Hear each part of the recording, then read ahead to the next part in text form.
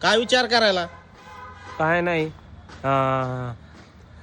मालक मला ड्युटीवर घ्यायच्या अगोदर मला काय म्हणलं माहितीये का, हा की तू ही पगार सगळ्यात जास्त 2,000 रुपये वाढू नये तुला पगार, हो माहितीये का.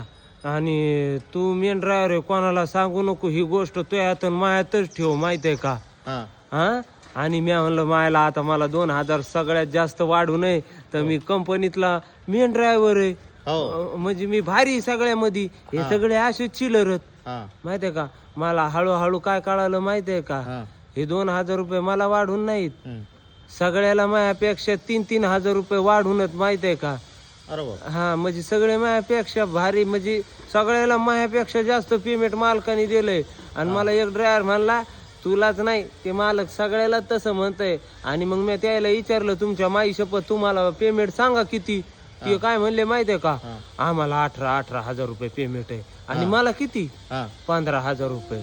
बापरे हा. आणि मालक मला म्हणे की नाही तुला सगळ्यात जास्त पेमेंट आहे, कोणाला सांगू नको, चांगलं काम करत जाय, इमानदारीनं काम करत जाय.